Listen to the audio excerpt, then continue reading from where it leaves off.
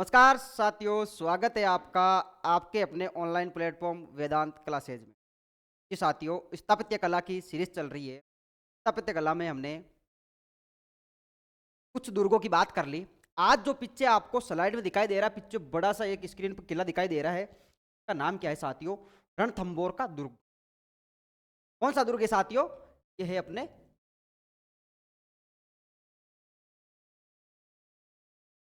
रणथंबोर का।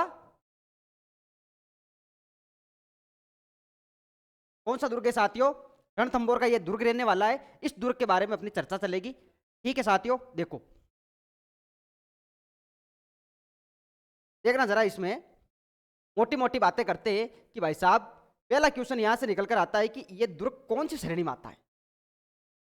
भाई हमने बात की थी, तो कौन सी श्रेणी में ये दुर्ग आता है? तो ये दुर्ग आता है साथियों एरण दुर्ग की श्रेणी में।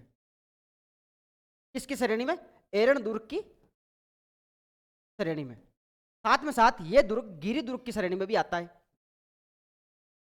गिरि दुर्ग की श्रेणी में आता है। अब दोनों में फर्क क्या है?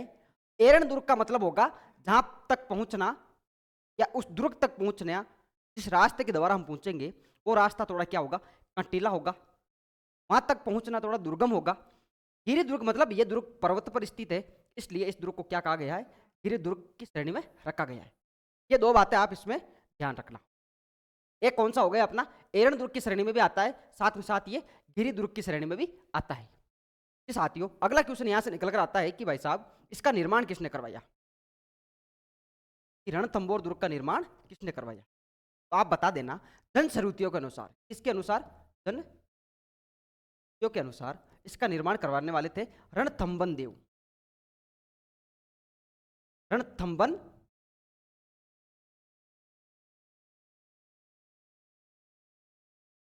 दूसरी जनश्रुति यह कहती है कि इसका जो निर्माण करवाने वाले थे उनका नाम मिलता है जयंत।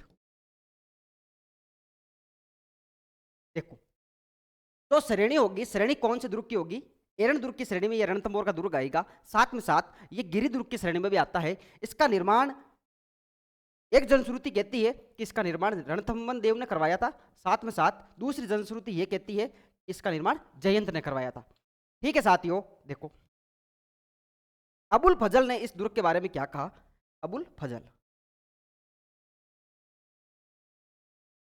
फजल ने इस दुर्ग के बारे में क्या कहा था कि बाकी सब दुर्ग नंगे हैं, जबकि यह दुर्ग कैसा है? बख्तरबंद दुर्ग है। बाकी सब दुर्ग बाकी सब दुर्ग नंगे हैं, जबकि रणथंबोर का दुर्ग रणथंबोर का दुर्ग बख्तरबंद है। कैसा है? बख्तरबंद। कहने का मतलब यह है साथियों, जब इस दुर्ग को आप देखोगे, देखना भी, जब इस दुर्ग को आप देखोगे तो यह जिस पहाड़ी पर निर्मित है, कहा जाता है कि यह 3 पहाड़ियों पर निर्मित ये दुर्ग है। जब इसको दूर से देखा जाता है तो ऐसा प्रतीत होता है कि यह दुर्ग कैसा है? बख्तरबंद है। किस प्रकार का दुर्ग है? बख्तरबंद है। इसलिए इतिहासकार हुए थे, उनका नाम मिलता है अबुल फजल। और अबुल फजल इस दुर्ग के बारे में क्या कहते हैं कि यह जो दुर्ग है बाकी दुर्गों की तुलना में क्या है? बख्तरबंद दुर्ग है। बाकी सब दुर्ग नंगे हैं, जबकि ये क्या है? बख्तरबंद दुर्ग है। इस बात का आप विशेष ध्यान रखना। अब बात करते हैं कि भाई साहब, ये कौन कौन सी पहाड़ियों पर निर्मित है? कौन कौन सी पहाड़ियों पर निर्मित है?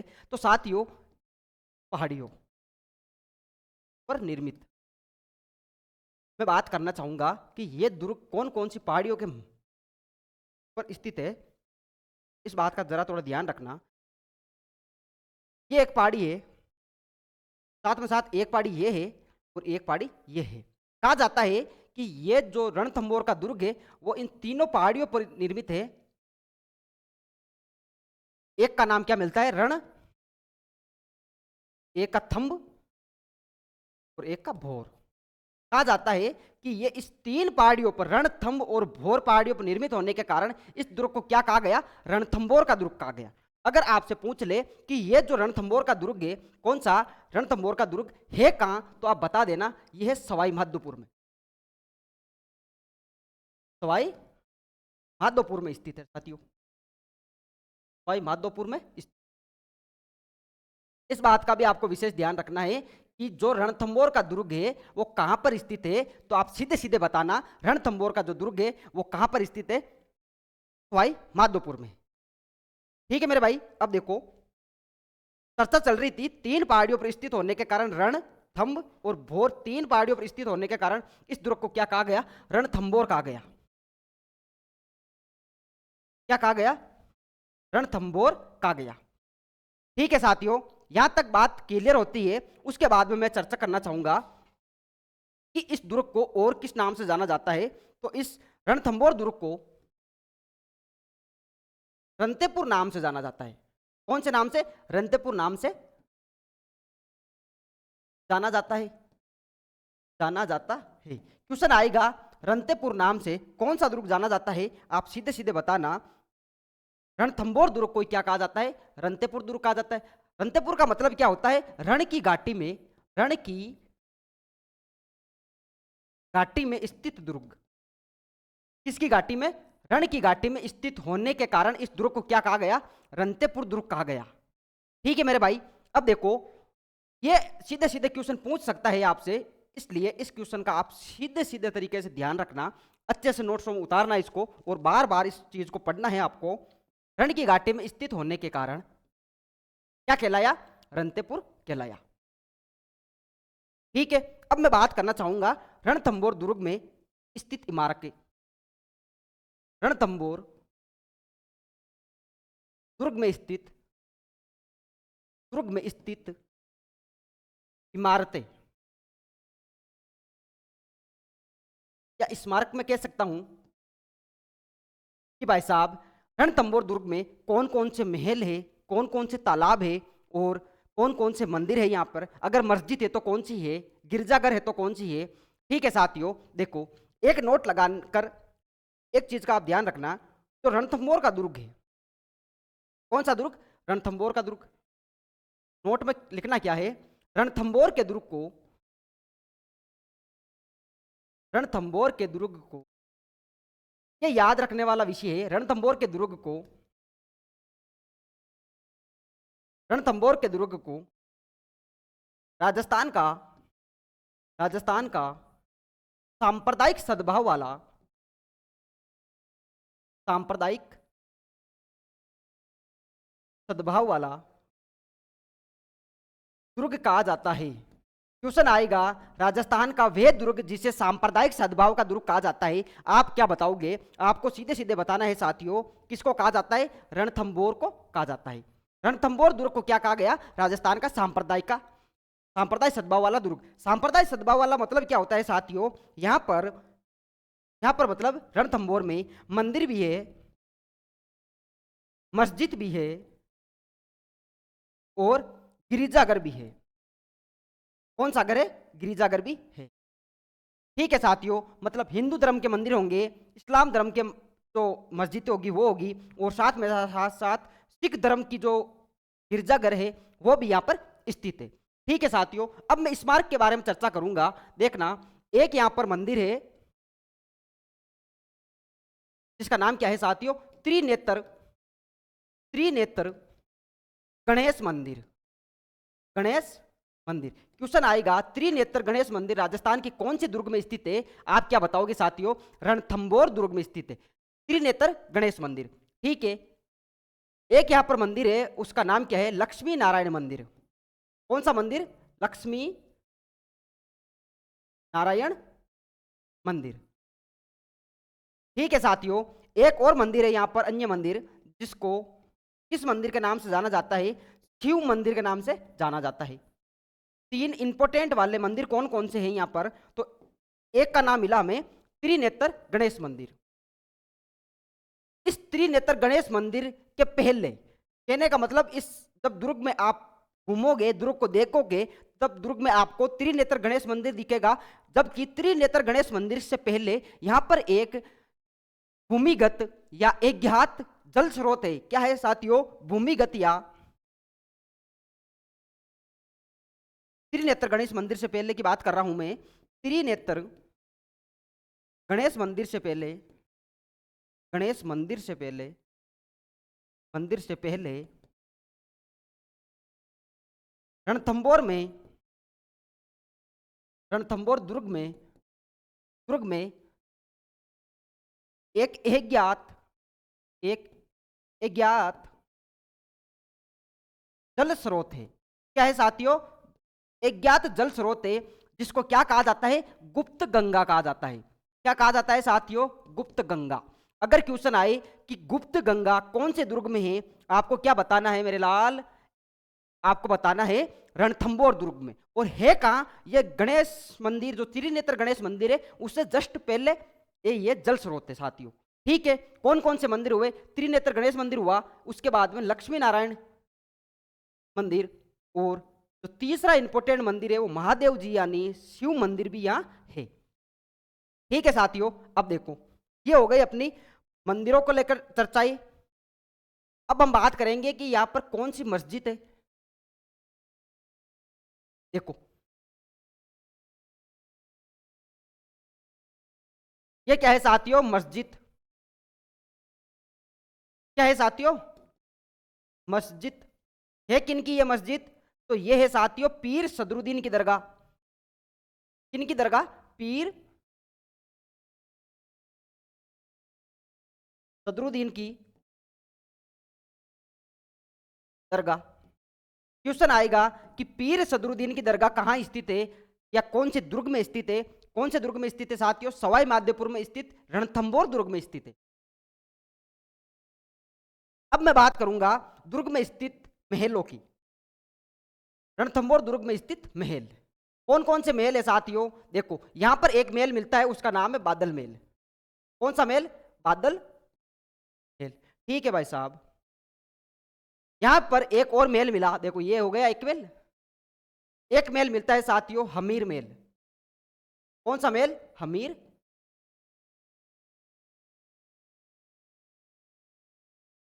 यहीं पर मिलता है साथियों सुपारी महल। सुपारी महल। कौन सा महल साथियों? सुपारी महल। और इसी दुर्ग में क्या स्थित है? जोगी महल भी यहीं पर है। कौन सा महल? जोगी महल। और जो ये सुपारी महल है ना साथियों, ये क्या है? एक प्रकार का गिरिजाघर है। क्या है साथियों? एक प्रकार का गिरिजाघर। इस प्रकार से मस्जिद भी है, पीर सदरुद्दीन की दरगाह भी है, त्रिनेत्र गणेश मंदिर, लक्ष्मी नारायण मंदिर, शिव मंदिर होने के कारण हिंदू धर्म के मंदिर भी है। इस्लाम धर्म की मस्जिद कौन सी हुई? पीर सदरुद्दीन की दरगाह। और सिख धर्म की गिरजाघर क्या हुआ? अपना सुपारी महल। ठीक है साथियों, जोगी महल यहां पर है, बादल महल यहां पर है, और यहां पर हमीर महल भी है। ठीक है, ठीक है भाइयों बहनों। अब देखो एक यहां पर जो रणथंबोर का दुर्ग है, और क्या स्थित है यहां पर है साथियों? हमीर कचहरी। हमीर कचहरी। क्वेश्चन आएगा कि हमीर कचहरी कहां है? क्या बताना है साथियों? हमीर कचहरी कहां होगी? अपने रणथंबोर के दुर्ग में होगी। ठीक है, अब देखो एक और आपको, थोड़ा पीछे चलते हैं वापस। देखो क्या आपको क्या दिखाई दे रहा है? ये आपको दिखाई दे रहा है एक महल जैसा कुछ दिखाई दे रहा है, जबकि ये महल नहीं है साथियों। ये है क्या? देखो दिखाई दिया आपको? क्या है ये है 32 खंभों की छतरी। कितने खंभों की छतरी? 32 खंभों की छतरी। क्या है साथियों? 32 खंभों की छतरी। इसका निर्माण किसने करवाया? इसका निर्माण किसने करवाया? तो इसका निर्माण करवाया हमीर ने, हमीर देव चौहान ने। क्यों करवाया निर्माण? क्या आवश्यकता आन पड़ी कि इस छतरी का निर्माण करवाना पड़ा है? रहने की जगह नहीं थी क्या? बहुत बड़ा दुर्ग है, बहुत सारे कमरे हैं, बहुत सारे बेडरूम है, कहीं पे भी रह जाओ, रहने की जगह नहीं थी क्या? किस लिए इसका निर्माण करवाना पड़ा 32 खंभों की छतरी का? देखो खंभा गिन लो, 3 3 6 2 8 8 दूनी 16, तो इधर ही हो गए। अब देख लो 16 भी, इसमें तो 16 होंगे ही। ठीक है ना? तो इस 32 खंभों की छतरी का निर्माण हमीर देव चौहान ने करवाया। कराने का कारण क्या था? देखो इधर मैं लिखूंगा निर्माण करवाने का कारण। भाई कारण क्या रहा होगा? आप राजू कुछ ही बताना कारणों में। एक ही कारण है, वो था हमीर के पिता थे, हमीर देव चौहान के पिता थे, उनका नाम क्या मिलता है? जेतर सिंह। पिता कौन है? जेतर सिंह। जेतर सिंह जी ने रणथंबोर पर, जेतर सिंह जी भी चौहान वंश के ही थे, और रणथंबोर पर जेतर सिंह जी ने 32 वर्षों तक क्या किया था? शासन किया था। कितने वर्षों तक? 32 वर्षों तक शासन किया था। तो इस बात को आपको इस प्रकार से लिखना है या समझना है या रटना है कि इस प्रकार से भी ले लो कि अपने पिता, मतलब हमीर ने अपने पिता, हमीर ने अपने पिता जेतर सिंह के पिता, कौन से सिंह? जेतर सिंह के 32 वर्ष या 32 वर्षों के शासनकाल हेतु, शासनकाल की याद में या हेतु याद में इस 32 खंभों की, 32 खंभों की छतरी का, छतरी का निर्माण करवाया। ठीक है साथियों, यहां तक आपको बातें क्लियर हुई। अगर क्वेश्चन आ जाए कि हमीर देव, वैसे हम हिस्ट्री में पढ़ेंगे, लगे हाथ यहीं पर देख लेते। अगर क्वेश्चन आ जाए कि हमीर देव चौहान की माताजी का नाम क्या था? पिताजी तो आपने पढ़ा दिया, माताजी का नाम मिलता है हीरा दे। दे का मतलब देवी, हीरा दे या हीरा देवी। ठीक है साथियों, जबकि नाम क्या मिलेगा? हीरा दे। और हीरा दे का मतलब देवी होता है साथियों। ठीक है, हीरा दे कौन थी? हमीर देव चौहान की माताजी थी। और जेतर सिंह के जो 32 वर्षों का शासनकाल रहा था, उन 32 वर्षों के शासनकाल की याद में उनके ही पुत्र जो रणथंबोर के महान शासक थे, हमीर हट तिरिया तेल हमीर हट चढ़े ना दूजी बार, ये कहावत भी इनके लिए है। तो हमीर ने अपने पिता की जो 32 वर्षों का शासन किया था, उसी शासनकाल को याद रखते हुए याद में एक 32 खंभों की छतरी का निर्माण करवाया गया। ठीक है साथियों, इसको क्या कहा जाता है? इसको क्या 32 खंभों की छतरी ही कहा जाता है क्या? नहीं साहब, इसको एक दूसरे नाम से जाना जाता है। इसको क्या कहा गया? न्याय की छतरी, न्याय की छतरी। फिर इसका मतलब यहां तो न्याय होता होगा जी साथियों। यहीं पर हमीर देव चौहान बैठकर न्याय करते थे। क्या करते थे साथियों? न्याय करते थे। प्रजा के साथ हुए बुरे कार्य, भाई प्रजा के साथ हुए बुरे कार्यों को सुनते थे, उनके प्रश्न उत्तरों को सुनते थे, प्रश्न सुनते थे, उत्तर बताया करते थे। इसी प्रकार से क्या था साथियों, यहां पर हमीर देव चौहान, कौन से चौहान? हमीर देव चौहान के द्वारा न्याय किया जाता था, इसलिए इसको क्या बोला गया? न्याय की छतरी बोला गया। किसकी याद में? अपने पिता जेतर सिंह की याद में। माता कौन थी? हीरादे या हीरा देवी। ठीक है साथियों, ये छतरी हो गई। छतरी से पहले हमने क्या क्या डिस्कशन किया था? रंतपुर तो ये तो चलो ठीक है। इससे पहले हमने ये 3 मंदिर डिस्कशन कर लिए। मंदिर के बाद में ये मस्जिद हो गई, मस्जिद के बाद में 4 ये प्रमुख महल हो गए और एक हमीर कचहरी हो गई। कौन सी कचहरी साथियों? हमीर कचहरी। कौन सी कचहरी है? हमीर कचहरी। इस बात का भी आपको ध्यान रखना है। अब देखो, जो अगला दुर्ग होगा ना, अगला दुर्ग रहने वाला है अपना अजमेर का तारागढ़। कौन सा तारागढ़ साथियों? अजमेर का तारागढ़। देखना जरा, आपका मैं ध्यान बिल्कुल इधर आकर्षित चाहूंगा। कितना प्यारा दुर्ग आपको दिखाई दे रहा है। दिखाई दिया? लिखा हुआ क्या है? अजमेर दुर्ग का इतिहास, तारागढ़ किला अजमेर। ये आपको दिखाई दे रहा है। देखो, तारागढ़ किला अजमेर, यहां तक आपको दिखाई दे रहा है। ठीक है साथियों, थोड़ा छोटा कर देता हूं मैं इसको, नहीं हो रहा रे। क्या है? ये क्या है साथियों? अजमेर का दुर्ग। कौन सा? तारागढ़। एक तारागढ़ अपने बूंदी में भी है, लेकिन हम बूंदी वाला नहीं पढ़ रहे, हम कौन सा पढ़ रहे? अजमेर का जो दुर्ग है तारागढ़, उसकी हम चर्चा करेंगे। ठीक है साथियों, देखो दुर्ग कौन सा रहने वाला है? तारागढ़ का दुर्ग या किला अजमेर। इसका मतलब चर्चा किसकी चलेगी? अजमेर वाले की चलेगी। अगर क्वेश्चन आ जाए, राजी कुछ ही बताना है आपको, अगर क्वेश्चन आ जाए कि भाई साहब इसका निर्माण किसने करवाया, मोटा मोटा एक पहला क्वेश्चन यहीं से निकलता है, तो आप बता देना इसका निर्माण करवाने वाला कौन थे? अजयराज थे। कौन से राज? अजयराज। सॉरी सॉरी, इससे पहले मैं एक आपको छोटी सी चीज बताना चाहूंगा रणथंबोर दुर्ग को लेकर। रणथंबोर दुर्ग में क्या होता है साथियों? एक शाखा होता है रणथंबोर दुर्ग में, शाखा। रणथंबोर दुर्ग में शाखा। कितने शाखे हुए? तो ये एक शाखा होता है। कितने शाखे हुए? एक शाखा। इसी शाखा को क्या कहा जाता है? राजस्थान का प्रथम शाखा। राजस्थान या राजपुताने का, राजस्थान या राजपुताने का प्रथम शाखा, प्रथम शाखा। और शाखा में क्या क्या होती है? शाखा में दो चीजें होती है, एक होगा केसरिया, तो कौन करेंगे? पुरुष लोग करेंगे। और एक होता है जोवर। अब वो जोवर जल जोवर भी हो सकता है, अग्नि जोवर भी हो सकता है। ठीक है साथियों, जोहर कौन करती है या करेंगे? महिलाएं करेगी, या रानियां ही करेगी, या दासियां करेगी, तो महिलाओं की श्रेणी में आएगी। और पुरुष लोग क्या करते थे? केसरिया किया करते थे। ठीक है साथियों, क्वेश्चन आए कि राजस्थान का प्रथम शाखा कौन सा है? तो रणथंबोर का शाखा, जिसको क्या कहा गया है? राजस्थान का प्रथम शाखा। यह शाखा कब होता है? तो यह शाखा होता है 13 जुलाई, 13 जुलाई 1301, 13 जुलाई 1301। ठीक है साथियों, क्वेश्चन इस प्रकार से आएगा कि रणथंबोर में कितने शाखे हुए? पहला क्वेश्चन यहीं से निकल कर आता है। यह नहीं आएगा तो फिर आएगा कि रणथंबोर में जो शाखा हुआ वो राजस्थान का कौन सा शाखा था? प्रथम शाखा था। कब होता है? तो कब होता है साथियों? 13 जुलाई 1311। दूसरी एक तारीख इसमें एक और निकल कर आती है, 11 जुलाई, एक दिनांक और निकल कर आती है जो क्या बोलती है? नहीं नहीं नहीं नहीं, 13 नहीं है, क्या है? 11 जुलाई 1301 है। जबकि एक तारीख क्या निकली? एक निकलती है साथियों, 13 जुलाई 1101। सॉरी, 13 जुलाई 1301। दूसरी तारीख निकलेगी 11 जुलाई 1301। दोनों डेटे आप याद रख लेना।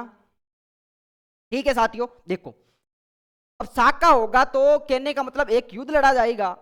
युद्ध, अब अकेला आदमी युद्ध थोड़ी लड़ सकता है। ताली एक हाथ से बजती है क्या? नहीं बजती ना। ताली दोनों हाथ से बजानी पड़ेगी। दो हाथ कौन कौन से होंगे? एक होगा अलाउद्दीन खिलजी, और साथियों एक कौन सा होगा? अपना हमीरदेव चौहान, हमीरदेव चौहान। सुनना जरा भाइयों, हमीरदेव चौहान से पहले, हमीरदेव चौहान से पहले इस रणथंबोर दुर्ग पर अलाउद्दीन खिलजी से पहले इस रणथंबोर दुर्ग पर जलालुद्दीन खिलजी ने दो आक्रमण किए थे। एक आक्रमण करता है वो 1290 में, और दूसरा आक्रमण करता है वो 1292 में। लेकिन वो इस रणथंबोर दुर्ग को नहीं जीत पाता। और जब ये इस दुर्ग को नहीं जीत पाता, तब ये रणथंबोर दुर्ग के लिए जलालुद्दीन खिलजी क्या बोलता है कि मैं ऐसे दुर्गों को मतलब रणथंबोर जैसे अनेक दुर्गों को मैं अपने मुसलमान भाइयों के एक बाल के बराबर नहीं समझता।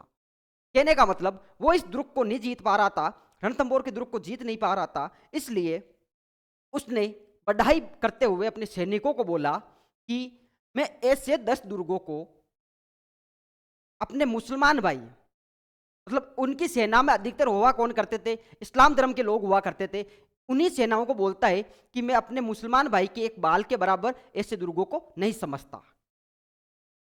ठीक है साथियों, इस बात का आपको विशेष ध्यान रखना है। जलालुद्दीन खिलजी का कथन क्या था? जलालुद्दीन खिलजी का कथन रणथंबोर को लेकर क्या था साथियों?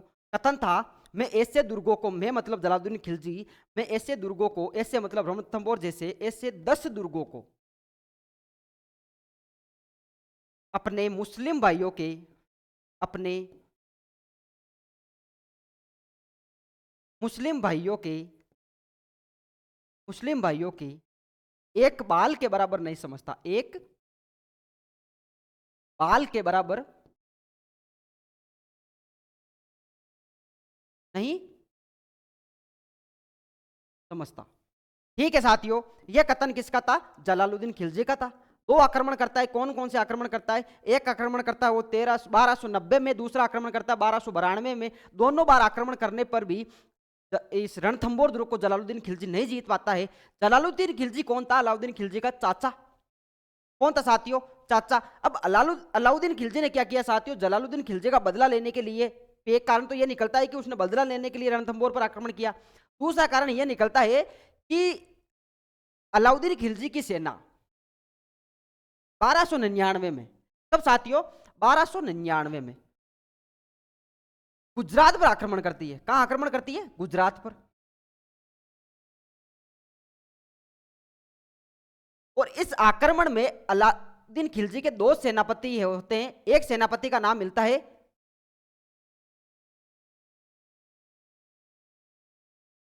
मोहम्मद था। मोहम्मद के साथ में एक आदमी होता है सेनापति, उसका नाम मिलता केहबरू। केहबरू देखो, एक सेनापति थे, कौन थे? एक सेनापति थे मोहम्मद शाह। कौन से सेनापति? मोहम्मद शाह। मोहम्मद शाह के साथ में ही उसी टीम में एक दूसरा सेनापति होता है, उसका नाम मिलता है केहबरू। कौन सा हब्रू? केहबरू। एक जो मुख्य सेनापति था उसका नाम मिलता है उल्गू खां। कौन सा? का खां। ठीक है साथियों,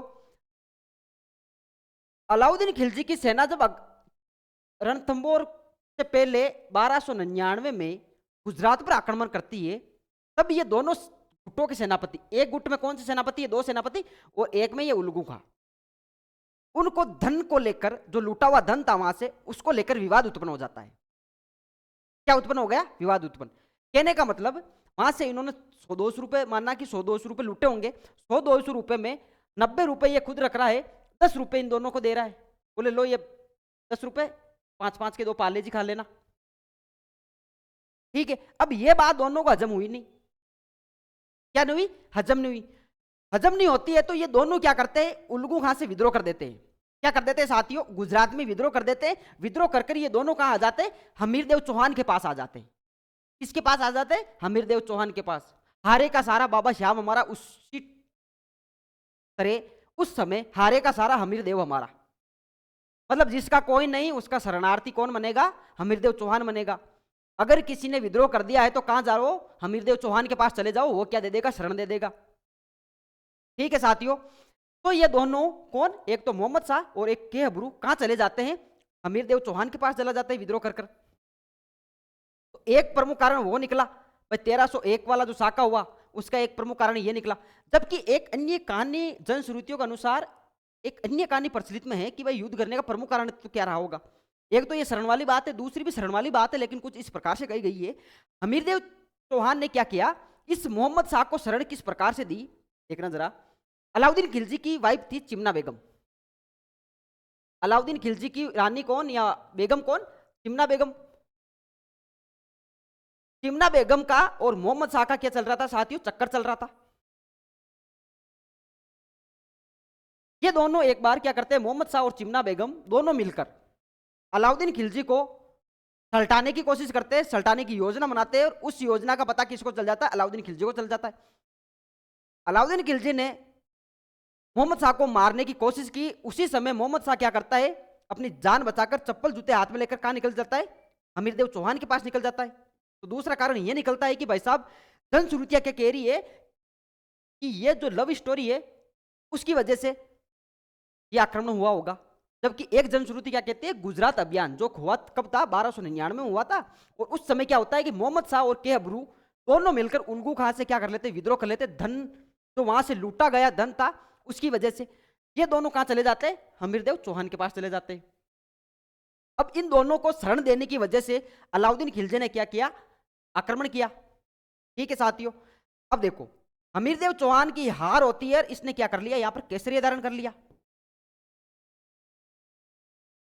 ठीक है,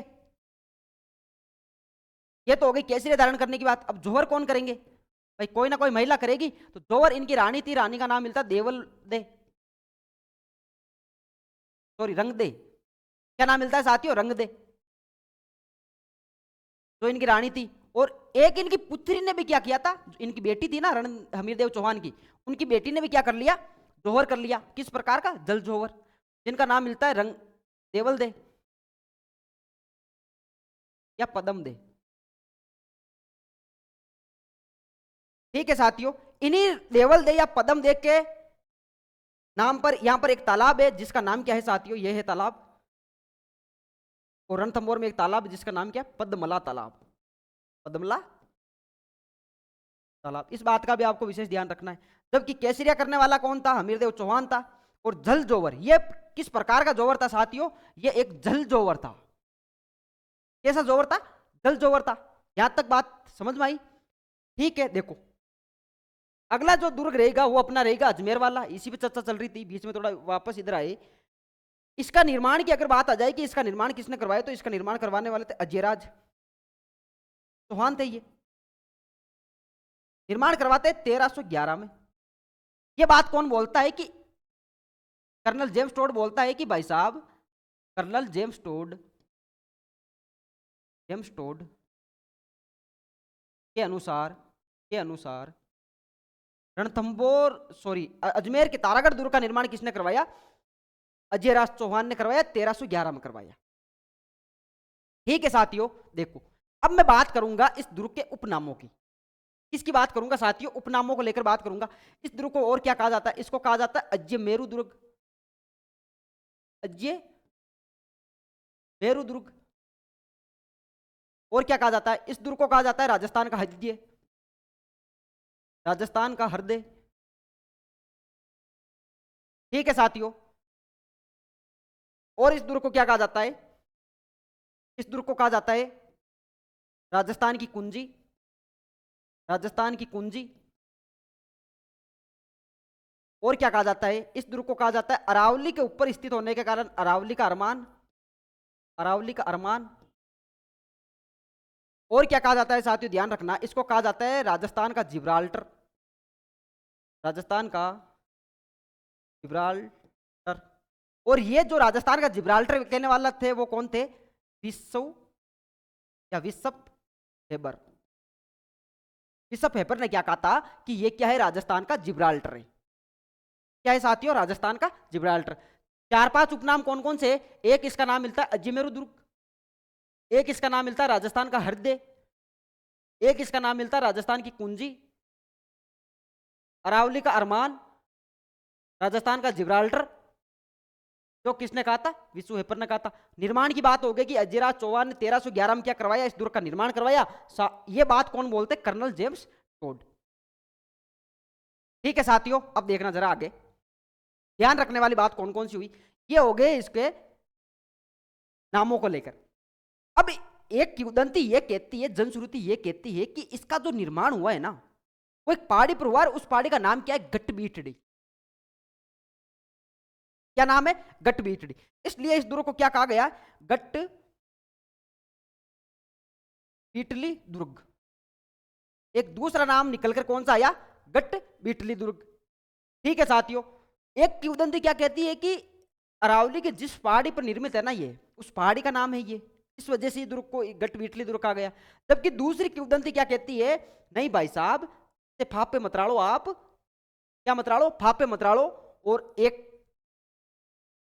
दिल्ली सल्तनत पर मुगल वंश का एक शासक हुआ था जिसका नाम मिलता है शाहजहां। कौन सा जा? शाहजहां। शाहजहां के समय तारागढ़ दुर्ग का, तो कौन सा है? अजमेर का दुर्ग है। तारागढ़ दुर्ग का दुर्गाध्यक्ष, इस बात को आपको विशेष ध्यान रखना है, बहुत इंपॉर्टेंट वाली बात है। दुर्गाध्यक्ष मतलब दुर्ग का अध्यक्ष विठल दास था। कौन था साथियों? विठल दास। और इस विठल दास के नाम पर इसका नाम क्या निकला? इसी विठल दास के नाम पर क्या नाम निकला इसका? गट बीटली। एक किंवदंती ये बात कहती है। ठीक है साथियों, दोनों पर ही हमारी रजामंदी हो गई कि भाई साहब गट बीटली। एक किंवदंती कहती है जिस पहाड़ी पर इसका निर्माण हुआ है ये है पहाड़ी, उस पहाड़ी का नाम क्या है?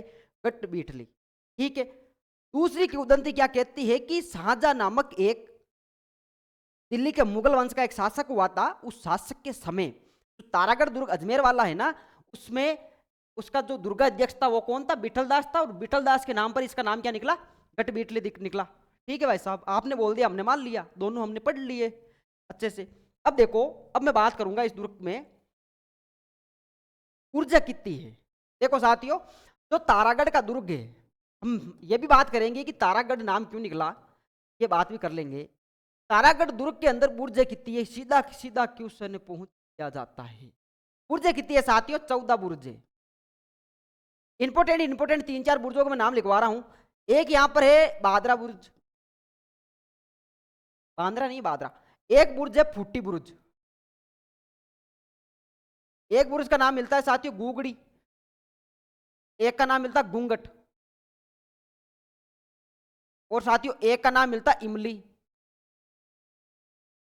और एक बुर्ज का नाम मिलता है फतेह। क्या नाम मिला? फतेह बुर्ज। बांद्रा ने घूंघट निकालकर इमली को फोड़कर फतेह हो गया। इसे याद कर लो। कौन कौन सी बुर्ज है? बांद्रा बुर्ज, फूटी बुर्ज, घुगड़ी बुर्ज, घुगड़ी बुर्ज के बाद में घूंघट बुर्ज, इमली बुर्ज और फतेह बुर्ज। ये 4 5 कितनी हो गई? 3 3 6 6 इंपोर्टेंट बुर्ज है। कौन कौन सी? अगर क्वेश्चन आ जाएगी इमली बुर्ज कहाँ है? तारागढ़ में है। घूंघट बुर्ज कहाँ है? तारागढ़ में है। फतेह बुर्ज तारागढ़ में है। फूटी बुर्ज तारागढ़ में है। ठीक है साथियों। और बांद्रा बुर्ज कहाँ है? वो भी अपने तारागढ़ में है। ये इंपोर्टेंट बुर्ज है, आपको ध्यान रहनी चाहिए। बुर्ज होती क्या है? जरा इस दुर्ग को देखना आप। ये दुर्ग है। दुर्ग में बुर्ज बता देता हूं मैं। देखो ये रही बुर्ज, दुर्ग का बाहरी भाग। देखो ये रही एक, तो घूमड़े की तरह निकली हुई है, वही बुर्ज है। ये रही। देखो एक ये रही, इधर नहीं दिखाई दे रही है। देखो एक ये रही। ये क्या होती है साथियों? बुर्ज होती है। ठीक है, हो गया। ये इंपोर्टेंट 14 बुर्जों में से कुछ 6 7 बुर्जे हैं। इसको आपको अच्छे से ध्यान रखना है। बांद्रा, फूटी, घुगड़ी, घूंघट, इमली और फतेह बुर्ज। ठीक है, अब मैं बात करूंगा इस दुर्ग के अंदर स्मारकों को लेकर बात करूंगा। ये अपनी बुर्जों की बात हो गई। इसके अंदर एक मस्जिद है या दरगाह है जिसको कहा जाता है मीनार साहब की दरगाह। ये क्या है साथियों? एक दरगाह है। दरगाह का नाम क्या है? मीनार साहब की दरगाह। मीनार साहब की दरगाह। क्वेश्चन आए कि मीनार साहब की दरगाह कहाँ है, तो कहाँ है साथियों? तारागढ़ में। कहाँ है? तारागढ़ में। और तारागढ़ कहाँ है? अमजेर में, अजमेर में। अमजेर मतलब अजमेर। ठीक है साथियों, देखो यहां तक बात कंप्लीट। यहीं पर क्या है साथियों? घोड़े की मजार है। क्या है साथियों? घोड़े की मजार। घोड़े की मजार, इस बात का आपको विशेष ध्यान रखना है। क्या है साथियों घोड़े की मजार? यह है साथियों उत्तर भारत की एकमात्र मजार। उत्तर भारत की, राजस्थान की नहीं बल्कि उत्तर भारत की एकमात्र एकमात्र मजार। पूछ ले आपसे कहां पर है, तो कहां पर है साथियों? तारागढ़ दुर्ग में है। बुर्जों को लेकर अपनी बातें हो गई। एक हमने क्या देखी साथियों? एक हमने देखा मीनार साहब की दरगाह के बारे में देखा। ठीक है, तारागढ़ अजमेर में है। दूसरा हमने मजार की बात कर ली। अब मैं एक विशेष बात बताना चाहूंगा कि इसका नाम तारागढ़ दुर्ग कैसे पड़ निकला। तारागढ़ दुर्ग निकलने का प्रमुख कारण क्या था साथियों? यहीं पर क्या होता है, पृथ्वीराज सिसोदिया है। पृथ्वीराज सिसोदिया, उसकी पत्नी का नाम क्या है? तारा। इसी के नाम पर तारागढ़ दुर्ग का नाम रखा गया। क्या किया था पृथ्वीराज सिसोदिया ने? पृथ्वीराज सिसोदिया ने इस अजमेरू दुर्ग, जो पहले अजमेरू दुर्ग या राजस्थान का हज्जे कहलाता था, उस दुर्ग में कुछ रिनोवेशन करवा दिया, हल्का फुल्का कुछ स्ट्रक्चर में परिवर्तन किया। ठीक है साथियों, इस वजह से इसकी पत्नी के नाम पर इस दुर्ग का नाम क्या रख दिया? इसने तारागढ़ रख दिया। क्वेश्चन आएगा कि किसकी वजह से निकाला गया, तो किसकी वजह से? पृथ्वीराज सिसोदिया की वजह से। हमारी चर्चा हुई थी कि भाई मेवाड़ का जब राजवंश पढ़ रहे थे उसमें हमने पढ़ा भी था ये। ठीक है, कुछ यहां पर इंपोर्टेंट बातें बताना चाहूंगा। यहां पर है साथियों एक नाना जी का मालिया। किनका मालिया? मालिया, नाना जी का मालिया। मालिया पता है क्या होता है? ठीक है, एक है साथियों यहां पर उम्मा दे का महल। किनका महल? उम्मा दे का। इस बात का ध्यान रखना। अंग्रेजों ने, इन्होंने साथियों अंग्रेजों ने, अगर क्वेश्चन आ जाए कि अंग्रेजों ने तारागढ़ दुर्ग का उपयोग किस प्रकार से किया था, तो आप बता देना सेनेटोरियम के रूप में किया। अंग्रेजों ने किसके रूप में किया? सेनेटोरियम के रूप में। और सेनेटोरियम पूछोगे आप मुझसे कि क्या होता है सेनेटोरियम? यह होता है साथियों आरोग्य विभाग। कौन सा विभाग? आरोग्य विभाग। ये नहीं आएगा तो आप बता देना कि इसको क्या कहते हैं, दूसरा नाम आरोग्य निवास कहते हैं। कौन से विभाग के रूप में? आरोग्य विभाग या आरोग्य निवास के रूप में या सेनेटोरियम के रूप में उपयोग किसने किया था? तारागढ़ का उपयोग अंग्रेजों ने किया। अंग्रेजों ने। ठीक है साथियों, इन 4 5 बातों का आप ध्यान रखना। अगर आपसे पूछ ले कि यहाँ मंदिर भी है क्या, आप राजी खुशी बताना। वेदांत क्लासेज ये भी बता देगी आपको। यहाँ पर एक मंदिर है, मंदिर का नाम है चामुंडा माता का मंदिर। चामुंडा माता का मंदिर। पूछ ले कि कौन सी श्रेणी का दुर्ग है, तो आप ये भी बता देना, श्रेणी की बात आ जाए तो आप ये भी राज्य खुशी बताना कि श्रेणी कौन सी होगी, पर्वत श्रेणी मतलब गिरी श्रेणी, या गिरी श्रेणी का क्या है, दुर्ग है। ठीक है साथियों, यहां तक अपनी बातें कंप्लीट होती है। कौन कौन सी दुर्ग पढ़ ली हमने, रणथंभौर के बाद में तारागढ़ अजमेर की चर्चा हो गई। अब जो अगली 4-5 और विशेष रूप के जो दुर्ग रहते हैं, इंपोर्टेंट वाले दुर्ग रहते हैं, उनको हम अगले वाले क्लास में करेंगे। ठीक है साथियों, जय हिंद, जय भारत।